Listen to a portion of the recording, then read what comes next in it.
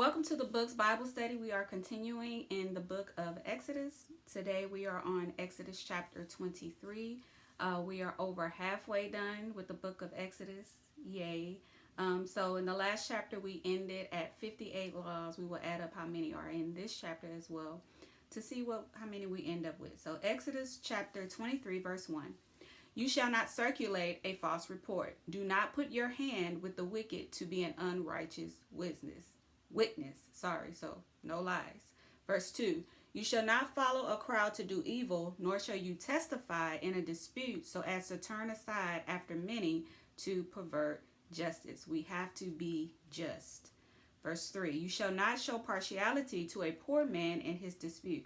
So this means just because of someone's economic status or just because they may be dealing with poverty, you don't judge him more harsh because someone else has more wealth, right? Verse 4. If you meet your enemy's ox or his donkey going astray, you shall surely bring it back to him again.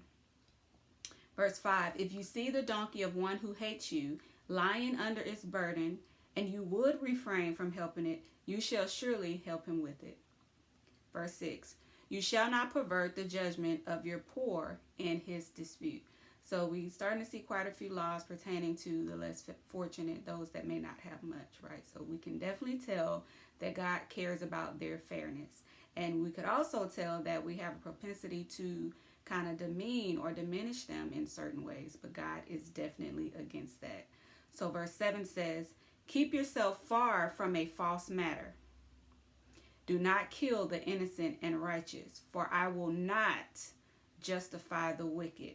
Verse 8, and you shall take no bribe, for a bribe blinds the discerning and perverts the words of the righteous.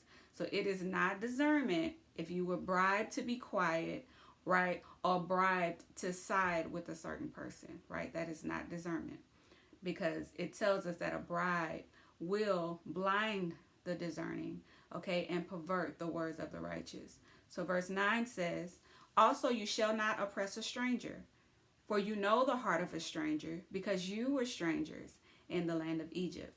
Verse 10, 6 years you shall sow your land and gather in its produce. Verse 11, but the 7th year you shall let it rest and lie fallow, so that the poor of your people may eat, and what they leave the beasts of the field may eat. In like manner you shall do with your vineyard and your olive grove. Again, making sure you're taking care of the poor where you are. Verse 12, 6 days you shall do your work, and on the 7th day you shall rest, that your ox and your donkey may rest, and the son of your female servant and the stranger may be refreshed. Verse 13, and in all that I have said to you, be circumspect and make no mention of the name of other gods, nor let it be heard from your mouth, right? And to be circumspect means to watch carefully. You are to make sure that you make no mention of the names of other gods, nor let it be heard from your mouth. Okay. Verse 14 says, 3 times you shall keep a feast to me in the year. 15, you shall keep the feast of unleavened bread. You shall eat unleavened bread 7 days, as I commanded you, at the time appointed in the month of Abib. For in it you came out of Egypt. None shall appear before me empty. Verse 16. And the feast of harvest, the first fruits of your labors, which you have sown in the field, and the feast of ingathering at the end of the year, when you have gathered in the fruit of your labors from the field. Verse 17. 3 times in the year all males shall appear before the Lord God. And we see that this is a cultural thing, right? Verse 18, you shall not offer the blood of my sacrifice with leavened bread, nor shall the fat of my sacrifice remain until morning. Verse 19, the first of the first fruits of your land you shall bring into the house of the Lord your God. You shall not boil a young goat in its mother's milk. So boiling a young goat, this could mean, not sacrificing the young animal until they're weaned from their mother's milk, or this could be referring to a practice that the Egyptians had to sprinkle the milk over the crops for a greater harvest. But so it would be basically wasting the mother's milk for this superstition. Verse 20 says, behold, I send an angel before you to keep you in the way and to bring you into the place which I have prepared. right? So he's sending a messenger before them to keep them, okay, and to bring them right to the place that he has prepared for them, right? This is what our God does. Verse 21, he says, beware of him and obey his voice. Do not provoke him, for he will not pardon your transgressions, for my name is in him. Verse 22, he says, but if you, remember we talked about the ifs, but if you indeed obey his voice and do all that I speak, then I will be an enemy to your enemies and an adversary to your adversaries, right? So you can pray that God will be an enemy to my enemies and an adversary to my adversary, but the first part is you have to obey his voice, right? So that's what gives us the second half of that. Verse 23 says, for my angel will go before you and bring you in to the Amorites and the Hittites and the Perizzites and the Canaanites and the Hivites and the Jebusites, and I will cut them off. Verse 24, you shall not bow down to their gods, nor serve them, nor do according to their works, but you shall utterly overthrow them and completely break down their sacred pillars. Verse 25, so you shall serve the Lord your God, and he will bless your bread and your water, and I will take sickness away from the midst of you. Verse 26, no one shall suffer miscarriage or be barren in your land. I will fulfill the number of your days. So here we see problem and solution, right? The problem would be sickness, miscarriage, barrenness, or a shorter life, right?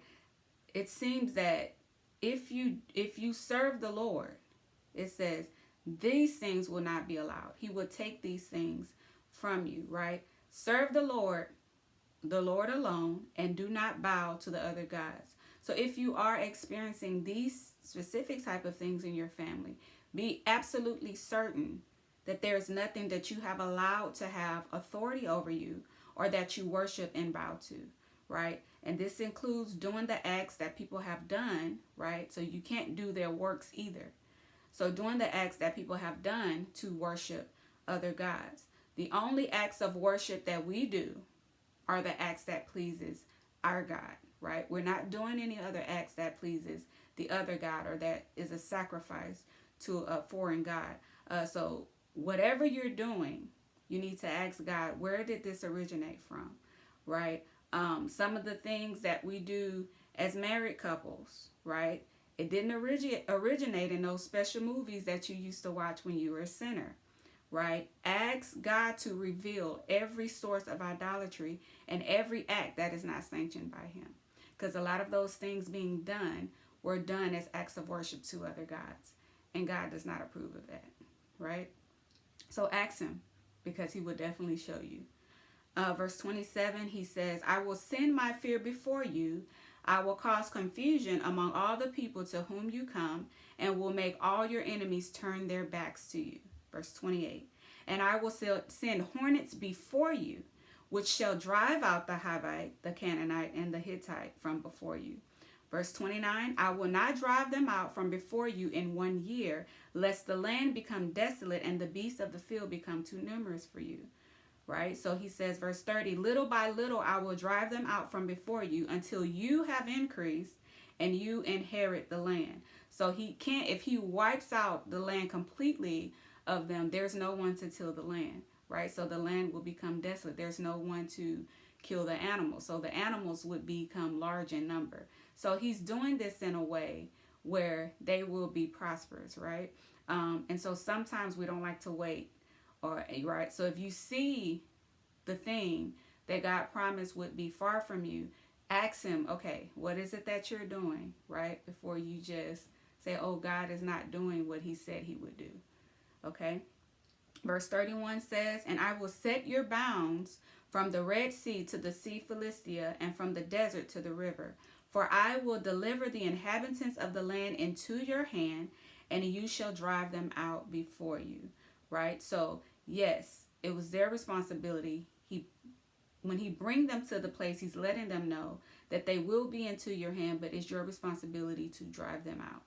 Verse 32 says, you shall make no covenant with them nor with their gods, which is why they needed to be driven out, right? Because remember, a little leaven leavens the whole lump. Verse 33 says, they shall not dwell in your land, lest they make you sin against me.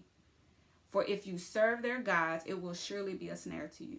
And if you've read any parts of the Bible before, especially the Old Testament, you will see how the moment that they allowed them to stay in the land, what happened with the children of Israel. So whenever a group of people come to a place, and when I say group, it could be a family, migration, anything like that, what do you see happen, right? Do they make an altar to God and drive out the wickedness, right?